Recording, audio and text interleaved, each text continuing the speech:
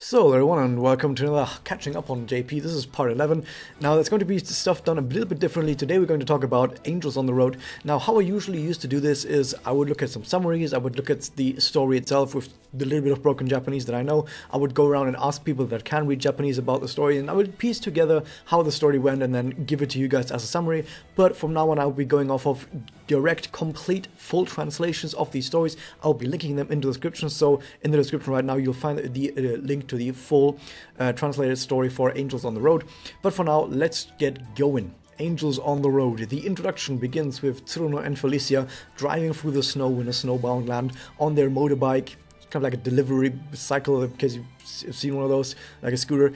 They call it the Super Reindeer Sun Mark II, and the goal that they want to reach is the end of the world, where they have some goals they want to reach, but more about that later. First off, they are on their road and they arrive in some village that, or some town, seems to be a deserted kind of. There's only a handful of people they find, most notably Mikage and Riko, so the only people they find. Mikage and Riko, they're in some sort of arcade, like not an arcade where you play video games, like on video game arcade, but like an arcade where you play like crane games and stuff like that, like gambling for kids basically. And all the machines in there, they all dispense candy, because this is Candy Town, and in Candy Town everything is candy. So of course all the machines that they can play on, they dispense candy as winnings instead of money. But they take some tokens or some medals that you put in basically as money. So Tsuru and Felicia are there, they see Mikage and Riko, and they introduce themselves as the reindeer Santas who go around and dispense smiles to everyone. Kind of like McDonald's, I guess. And they say, well, what is it you guys want? And Mikage and Riko, they say, well, we want all the candies from all of these machines because we can never have enough candy, right? Especially Mikage, because she's all about, candies. So they introduce themselves some more, and they say that they have this magical Okamochi box, which is like a delivery box where you, like, for example, if you like deliver pizza to someone, you have like a little box where you store pizzas in, where they kept like fresh and hot and stuff like that. They've got a box like that. However, it's a magical box, and this magical box is guaranteed to bring smiles to everyone who opens it. So they basically give it to someone, and then that someone will open that box, and whatever they draw from that box is guaranteed to bring them a smile. But not immediately. It sort of works across different corners, but at some point it will bring them smiles, basically. So Mikage and Riko, they open this box, and what they find in there is just 3 bags. You just find 3 empty bags in there, and they feel like, oh, I guess, what are empty bags supposed to do? I guess we could fill these with candy. Maybe that's what's supposed to do. Maybe we're supposed to fill them with candy, and maybe that's going to do something we don't know. So they go back to trying to get more candy, and as they do, they notice that someone else is walking around. It's Surachi, who for some reason they don't know. The reason why this is weird is because they should know Surachi. Mikage and Surachi are best friends, and this does not play before Mikage and Surachi know each other, so something weird. I mean, this is an entire town full of candy, where machines dispense candy, and no one else is around except for these 3 people and Tsuru and Felicia, so something weird is definitely going on. Yeah, something is definitely afoot, but more about that later. So for some reason they don't know Surachi, and they introduce themselves. They get Surachi to talk to them. Not directly, because Surachi can't talk because of some traumatic experience. Read her backstory, and they give her some sort of like pager thingy, like some sort of machine where you can like tap on it, and it like creates some text that you can show other people. The stuff that people usually use if they can't like speak or whatever. And they basically ask Surachi, like, hey, do you know something about these machines? Can you help us out? And Surachi knows exactly how to play a very specific kind of game at that arcade. It's the medal machine. Not metal, but medal machine, where you can feed in medals, and you get medals back out, but multiple, so you can multiply stuff, and there's like candy in there as well. And so they put in some medals. Surachi shows them how it works. They get some candies out as well, and they're like, cool, we got some awesome candies. But they also find out something else. If you put candies back into the machine, and then you win, you get out more candies than you put in. You can multiply candies by repeatedly putting in candies that you've just won, and of course that's exponential growth. That's pretty awesome. So they play that game for a while. They get a whole bunch of candies. It like fills the entire room almost. They put it in the bags. They've still got basically the entire room full of stuff, and they give the bags to Tsuru and Felicia and say, hey, here, hold on to this. This is for you, because we're your friends, I guess. So they give it to Tsuru and Felicia, and then Mikage gets really greedy and bets everything they have to multiply it even faster, and then she loses and all of the candy is lost. However, don't worry, because Tsuru and Felicia, they still have those 3 bags, and they say, you know what, we're going to give these bags back to you and give all the candies back to them, which makes them smile, and smiling is exactly what their box was supposed to do, so it brought them smiles in the end. So Tsuru and Felicia, they also say that, well, there's something else you need to know about us. We don't just bring smiles to people, smiles energize us, and we gain smile energy when people smile or whatever. And they gather this smile energy in little cartridges, they're like fuel cartridges, and they say that this fuel fuels the Super Reindeer Sun Mark II. So this fuels their bike. So basically their idea is they go from town to town, they bring smiles to people, which fuels their bike, and then they can go to more towns and repeat it all over again. So they explain all of that. They also explain what their goals are. Tsuruno wants to reach the 100-point life, because of course she does. And Felicia wants to remember something that she forgot. Cool. Now this is the first of many stories that are going to happen in this. I went through the story right here with quite a bit of detail. The other stories I'm going to go through a little bit faster, because I just want to give you guys a bit of a taste of what some of these stories are like. But yeah, it's like a selection, or rather collection of multiple short stories, and then a finale at the end. And the finale is the important part. But for now, we're gonna jump somewhere completely different. You know how usually stories like this, they have a big twist at the very end of the story? We're getting the twist right now. We're not even 20% through the story, we're getting the twist right now. Back at Villa Mikazuki, we see that Tsuruno and Felicia are currently talking about their phones and the games they play on their phones, and they talk about the game they've been playing called Little Vacation. And they say that, well, it's not really a game, it's more like you watch stuff happening on screen. It's not really interactive. It's not a video game if it's not interactive, but we're still gonna call it a video game from now on, not just a game, because, you know, it's what the people call it, so we're gonna call that as well. And they talk about all the stuff that has recently happened in Little Vacation, and as it turns out, they tell us exactly what has just happened in Candy Town. Yes, everything we've seen is a video game. This entire story, apart from some stuff in the real world, takes place in a video game. And Tsuruno and Felicia are video game characters. So if you've drawn on the gacha for Tsuru and Felicia and feel like, oh man, it's great that they're finally doing stuff together, I'm sorry, they're not real. They're video game characters.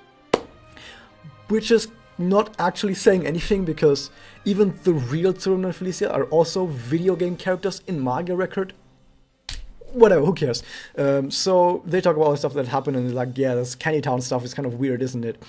And they find out, or not they find out, but they sort of decide to talk about others about this, and they talk about Ui, because Ui apparently knows some stuff, and they find out from Ui that apparently the OG Magius, like the hospital trio, they had this idea about this video game, where they said, you know what, wouldn't it be great if there was just a video game where you could just watch your avatars, your characters, just be happy and smile all the time? Wouldn't that be great? Just a happy little place for everyone to hang out.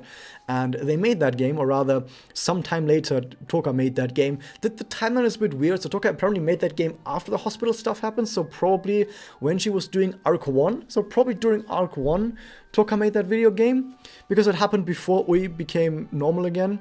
So sometime during that, Toka apparently made that video game, but she didn't know about Ui anymore at that point because she forgot about her. It's a bit weird, but yeah, Toka makes that video game, and as it turns out, when you play that video game, when you download it and install it and play it, an avatar version of yourself is created within the video game. And not just that, and don't ask me how this works, because they don't give an explanation for this, but when this avatar is created, it somehow perfectly copies the memories and the personality of whoever has just installed the game. So if I, for example, installed that game right now, somehow it would perfectly create myself as an artificial intelligence within that game. It just works. It's Toka. It just works. Toka can do anything, so just don't worry about it. So Toka tells all of that to our guys, and it's like, oh, isn't that cool? But it's also kind of weird how all of these autonomous artificial intelligences based on us are now in this video game, and apparently they're able to learn and improve and evolve. Definitely not anything bad is going to happen when you have artificial intelligence that are able to evolve and learn and grow. Toka, what have you done? Toka is supposed to be super smart, but isn't one of the first things that you would know about this topic is to never ever create an artificial intelligence that can learn and teach by itself? Anyway, back in the video game, because this is a branch event, we are now able to select a choice, even though this is the only choice in this entire branch event. You can now basically decide which of the two chapters to go to next. There's either Library Town or the Village of Meetings and Partings. Doesn't matter which order you do them in, but it's going to go with the Village of Meetings and Partings first, and you have to do basically both of them anyway to complete the story. So we're going to start with the Village of Meetings and Partings. So Tsuru and Felicia, they arrive, back in the video game by the way, right now we're talking about the video game. They arrive and they find in this small village, they find Shizuka, Sunao, and Ryoko, which are all from Tokime clan in the real world. This is almost the original Tokime clan trio, Shizuka, Sunao, and Charu, but instead of Charu we have Ryoko instead, but he's also from Tokime clan, so it makes sense. And they basically tell Tsuru and Felicia that there are only ever 3 residents in the entire village, and whenever someone leaves the village, then a new person will arrive, or otherwise, if someone else were to come into the village, then one of the 3 people currently in the village, one of them will vanish, and whoever is the oldest person would vanish. And they also mentioned that before them there have been people here called, one of them was called Meguru, and one of them was some senpai. They've basically forgotten about at this point somehow, because memories are a bit weird. We're gonna get more into memories later, but some weird memory stuff is going on in this video game as well. So Yoko talks about all this, and she also wants to mention that she wants to leave the village at some point, because she wants Shizuka and Sunao to make a new friend instead of her, and basically that's the idea. And Tsuru and Felicia, they hear all of this, and of course they take out their Okamochi box, and in that Okamochi box, the 3 Tokime, they pull a shovel from it. And when they see the shovel, they have the idea, hey, let's bury a time capsule, so someone in the future, when some future residents come to the city, they can dig out the time capsule, and then they can take a look at a letter, whatever we wrote, and that might help them out. So they do that. However, when they go and bury a time capsule, they find out there's already a time capsule there where they wanted to bury it, and it's a letter, they find in there a letter from Ryoko's senpai, Sakuya, which is of course very fitting, because Sakuya, she's not from Tokime, she's from Promised Blood, but Sakuya and Ryoko in the real world are of course girlfriends that have been separated by unfortunate circumstances. So once again, I say once again because it's going to happen, this already happened kind of with Mikage and Riko and the other ones, it's going to keep happening again, that some real world stuff is going to be reflected in the video game. In this case, Ryoko and Sakuya kind of being girlfriends, and being there for each other. In this case, Sakuya, in this letter, she has written down that this village is supposed to be kind of like a tutorial area where it's meant to teach new people how to survive in this world, and then when people have learned all they needed to learn, they go on the merry way, they leave the village, they graduate basically, and then someone else is going to come in there who's also going to be having to learn how to fend for themselves. After reading all of this, Ryoko is happy, and on the next morning Ryoko is gone, and everyone realizes that Ryoko just left the village in the night, because she wants to on one hand she feels like she has to graduate and give a new spot for some other person that could befriend Shizuka and Sunao, and she also wants to find Sakuya, because like I said, the girlfriends in the real world, so it kind of makes sense that other adults will be doing the same. So as she leaves, or as she has left, they find out that there's a new arrival in town, and if you guys know about the real world characters, who could it be? Who could it be? Of course it's Charu. So Charu also appears in the village, and they become best friends immediately, because why wouldn't they? And after realizing that now they've made a new friend and everyone can be happy again, and they can teach Charu how to do stuff, they all are happy, they all smile energy achieved, and Tsuru and Felicia, they gather smile energy, make a new cartridge, and they move on. Yay. Next up, in Library Town, as the name says, the town is basically a giant library, and they meet 3 librarians, Kako, Mikora, and Temari, all kind of bookworms, who in this entire story won't really do that much. They will just be there and maybe have an encouraging word every now and then. More importantly though, they also find their Nayuta and Rabi, who are of course best friends in real life, you can kind of ship them as well, and they are rather new there, they just arrived there, and it turns out Rabi and Nayuta, they are looking for an important person, like both of them are looking for a different important person that they seem to have forgot about, and they want to see if maybe there is some help around here in this library that could help them figure it out. Then Tsuru and Felicia, once again, Okamochi box, they draw something from it, it's a key, and this key unlocks a hidden archive room, and in that archive room they find out that apparently there's a whole bunch of diaries in there that have been written by people that live in this world, even though those people might not even remember this diary, but it just exists, like magically it just exists. And they find out the diaries, for example, one of this from Rui or whatever. And they also wonder if these diaries might be connected to their past lives, because they all have this like these weird memories of having been alive before being in this world, which of course we know is because their avatars created from memories. So yeah, that's where that comes from. By the way, I'm willing to mention this because someone's going to point it out in the comments. One of the reasons given, I guess, earlier from what I said, is no reason given how this game is able to just copy someone's personality and memories. Toka just says it's possible the game is magical, and she just leaves it at that. And that's the only bit of information that's given to us. So yeah, maybe the writer just believes that we're just going to eat that up. I'm not eating that up, that just the game might be magical. No, you can't just do that. Anyway, they refill out more diaries, and it turns out that Nayuta and Rabi, they are able to find the diaries of each other in this archive, and they realize by reading this diary that the important person they are looking for is each other. Nayuta was looking for Rabi, Rabi was looking for Nayuta. They forgot about that somewhere along the way. And after realizing that, they're of course all happy again, and everyone's happy and smiles, like yay. And of course, smile energy achieved. Tsurun and Felicia, they gather that smile energy into a cartridge and are about to move on. However, Mikura wants to tell them about something that apparently there has been, they kind of know about this as well, this weird event that happened. They call it the Great Void, where there was some point recently, in the recent past, where suddenly everyone forgot everything of their past life, and then just basically just woke up as a new person again. And they all were like, oh, what happened there? Why did everyone suddenly from one moment to the next forget everything? How is that possible? But we don't really know why that happened, and Tsuru and Felicia, they just move on. Back in the real world, however, Tsuru and Felicia and Oi, they're all talking about this end of the world thing that Tsuru and Felicia in the game are trying to reach, and this wishing star, because apparently the end of the world in the video game is like below a wishing star in the sky. And they call Toka about this, and mention this to Toka, and Toka's like, yeah, that's a bug. Actually, this wishing star is actually a bug. Right, so it's not really a star, it's just a place where like the coordinate space of the world is a bit bugged out, and it's like a hole in the sky where some data is leaking through. You know, the usual stuff that is definitely not a cause for concern, because Toka believes it's not a cause for concern, and when has Toka ever been wrong, right? So, Toka mentions, yeah, so this wishing star is just a bug in the coordinate space, it's kind of a hole where data can leak through, and the end of the world is just the space right below the wishing star. It's not really the end of the world as you would expect, with like a giant cliff or whatever that leads into nothing. It's just a normal place, right? And we and the others, they go like, isn't that kind of sad then if Tsuru and Felicia in the video game, they reach this place and they find out that the end of the world is just some place that happens to be right below the wishing star.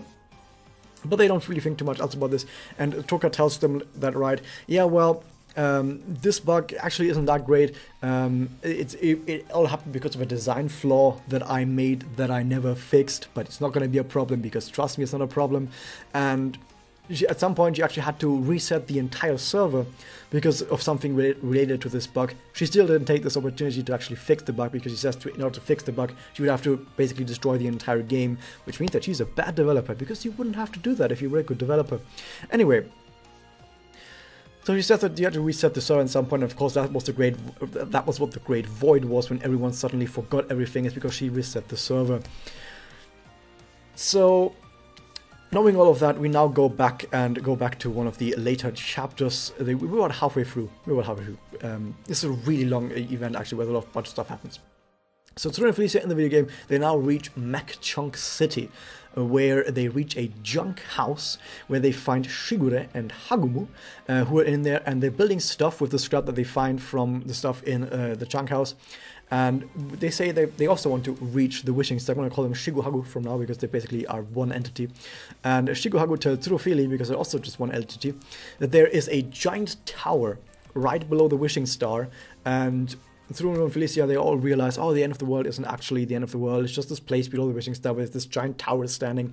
And Shiguhagu, they say that they want to transmit, that like their ultimate goal is to transmit their voices to the great three magi, three magi that are beyond the wishing star, that live beyond the wishing star in a different world, and they say that the wishing star up there is a portal to another world. So they want to transmit their voices through the wishing star to that other world to reach the three magi who apparently created this world. So Yukika and Meguru, they also appear on the scene because they're also part of this city, and they appear there, and Meguru, as it turns out, is the radio host for the pirate radio station, which has been broadcasting across the entire video game world, and Tsuru and Felicia have actually been listening to this radio station every now and then or when they drive. So Meguru is the radio host for that, and and Tsuru and Felicia, they kind of want to check out that big tower because they want to get as close as possible to the wishing star. However, they are being warned by Yukika that this great tower has a defensive system where if you get too close to it, enemies will start attacking you. And yeah, you just have to fight the enemies if you get there. Nothing too special about this. I guess this is, after all, still like an RPG where there have to be some battles in there, or whatever. So they come up with a plan on how to proceed from here, and they say, well, it turns out that this wishing star is basically a two-way connection where there's some data being transmitted from that other world into the video game world, like Sayo Sayo songs, which turns out to be Ui's ringtones. So yeah, Ui's ringtones are being broadcast into the video game world, which is great. But they want to do it the other way around. They want to transmit some of their data through the wishing star into that other world where the three magi reside. But they don't know how, because it takes a lot of energy and they just don't know what to do at this point. So Tsuru and Felicia, they break out the Okamochi box, because of course they do, and everyone draws from it, and they find in the box fuel cartridges. In fact, the same fuel cartridges that they have been using for their bike, the Super Reindeer Sun Mark II. And they go, oh well, what use to us are these fuel cartridges anymore anyway, because we are already at our goal, so we might as well use them for this and say, hey, you can have these cartridges for energy and use the energy within them to transmit a message to the other world. Great. So they head out to the tower and fight some enemies because of the defense system together with Yukika, and once they're at the tower, they deposit the cartridges in the tower, and Meguru then uses that energy to transmit a message, basically just a hello, through the wishing star. Back in the real world, Ui suddenly receives a message on her phone, and it's the hello that we just saw from the AI Meguru. And yeah, it turns out the wishing star is directly connected to Ui's phone. Thank you, Toka, for doing that, which is definitely not going to become a problem later in the story as well. Yeah, Ui doesn't even play the game, by the way. Ui has never even downloaded the game, but it's still connected to her phone via the internet, so yeah. So everyone figures out what's going on, and everyone calls Toka and tells her stuff has happened, it's bad, they're leaking into reality. And Ui is also on the phone, and she says, well, I guess she kind of understands that usually in this case you would shut the game down because it's getting too dangerous, but Ui doesn't want the game to be shut down, right? Because Ui kind of feels for the AIs. She feels that all these AIs, they're really trying, they're kind of lifelike, they might feel emotions, so it would be sad if we would just shut their game down. Instead, she wants to do something else, but she also agrees that you can't really have them interfering with reality. So she asks Toka, can you do something where they can't interfere with reality, but without shutting the game down, even if you can't fix the bug? And Toka is like, yeah, no problem, I got this. I have a solution that would definitely not fail whatsoever. If it was me, I would just put a giant, like, volume around the wishing star, like an invisible wall, basically. Put an invisible wall around the wishing star. That would fix it, right? Like, nothing could happen anymore at that point. Anyway, Toka's a hack. She doesn't know shit. And what she does is she enters into the game files of the video game and increases the amount of energy that is required to access the wishing star by multiple magnitudes. Right? So you think like, oh, it requires a bunch more energy to access the wishing star. Certainly they won't be able to do that. And she increases it by like 1 million, which is baby numbers. Increase it 2, set it to max int, and then don't allow anything to change that energy anymore, right? Or like set it to max long. You're not gonna get over max long or to max long in the video game. It's not gonna happen, right? You're either gonna overshoot it or you're gonna undershoot it. And then don't have any getters or setters for that energy anymore, or just getters. Anyway, aside from all of that, Toka's a hack. She's terrible, but you all already know that. Moving on though, back in the video game, everyone concludes that the message to the three magi must have been successful. And I'm skipping a bunch of stuff here just to get to the end, because the stuff that I'm skipping really isn't that important. And they figure out, well, since the message was successful, maybe we can send something else. And Cyril and Felicia go, we want to be sent through the Wishing Star. We want to be sent through that portal so we can go to that other world. However, Shigure realizes that the energy required to do so has increased by multiple magnitudes, and they definitely won't be able to do it. Crisis averted. But then everyone realizes they can just multiply energy using the Candy Town machine. So Tsuru and Felicia, they go, together with Yukika, they head back to Candy Town, where they test it out, and yeah, they can put fuel cartridges into the machine, and out come multiplied fuel cartridges, so they can just multiply by 1,000,000 and just do it. So a bunch of other stuff happened, like for example, Megure sends out a radio message to every single resident of the entire world, to everyone to help out as well as they can. And every single character that we've seen so far basically chips in and helps out a little bit in their way. In the meantime, Shigure and Harumu, they're working on improving the Super Reindeer Sun Mark II, so they can basically fly with it a little bit, so they can make the trip. They also hash out a plan on how they're going to go about it. Basically, they're going to go through the Wishing Star by getting them on top of the tower, like on top of the large tower. They have a nearby observatory that's going to like shoot a beam of energy at them, and then that beam of energy is sort of like going to shoot them in the air or something. I don't know, whatever. It's a plan they have, but they require multiple people to work together to do that. And they also say, though, however, in order to do that, we're going to turn Tsuru and Felicia's body into bits, into data. And if anything fails, if anything goes wrong during this, they will simply disintegrate, and they will dissolve into random bits and be lost forever in the void. So the stakes are high for our artificial intelligences in this alternate reality. Back in Candy Town, Mikage and her team, because they've been helping out. They've been helping out with multiplying the fuel. They've got enough fuel now at this point. They get the fuel over to Tsuru and Felicia together with Yukika's help, because apparently Yukika tripped some security alert, because Yukika always gets into danger, always gets into trouble, and so Yukika has to fight a bunch of stuff for the rest of this story. And in fact, Yukika starts fighting, and then for the rest of the story, we are never told what happens to Yukika, so we just have to believe she either keeps fighting for the rest of her life, or the security alert stops at some point. We don't know. But it's an AI Yukika. Maybe she's gonna fight for the rest of her life. So the fuel, however, is being delivered to Tsuru and Felicia with the help of Naruto and Rabi, who have a car or whatever, I don't know. Tsuru and Felicia, they also start working on making it to the tower with the fuel now in hand. There's, of course, the defense system. They're going to have to fight back around the tower. However, Team Tokime arrives together with everyone, and they fight off the defense system. And if you're wondering, oh, are the library girls going to help out? Like Kako and Mikuna and Temari going to help out? Yeah, they have some lines. They say stuff. They say they're going to help. I don't think they actually do anything. They're just like, we exist. We're here. We're going to help you out. I don't know how, but we're going to help you out. Anyway, someone in the comments can probably tell me what they actually did, but I read the full translation, and I don't think they actually did anything. But they did respond to the message. So after a quick boss fight, Tsuru and Felicia, they make it to the top of the tower. They launch upward with the observatory beam or whatever. Everything seems to work out fine, even if it's a little bit wonky. And they make it past the Wishing Star, and then they just disappear for everyone in the video game world. We then cut to Tsuruno in the AI Tsuruno in a void, and she notices that she's slowly disintegrating into nothing, and she realizes that she has failed. And before she completely dissolves into nothing, she says that if at least Felicia was successful, then that to her would be a 100-point finish. We then cut to Felicia, who also finds herself in this large void and is also dissolving into the void. But just before she dissolves completely, she realizes that the thing that she has forgotten along the way was her family. The end.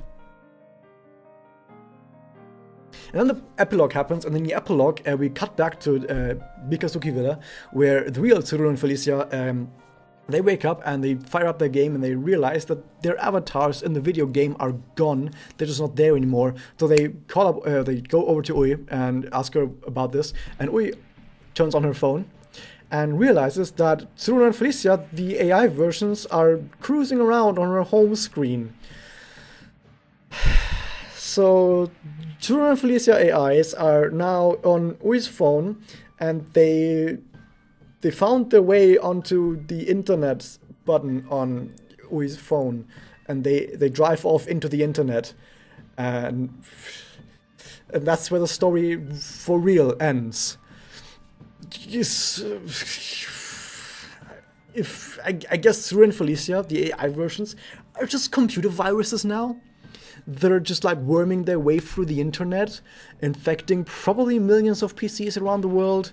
But I guess they aren't malicious. They just want to bring smiles to everyone. So if you open your phone, go into the internet, and then suddenly Tsuru and Felicia on a bike crash onto your phone, don't worry about it. They just want to bring you smiles. That was the end of that. Hope you guys enjoyed this. Just hit that subscribe button, ring the bell, and I'll see you guys next time.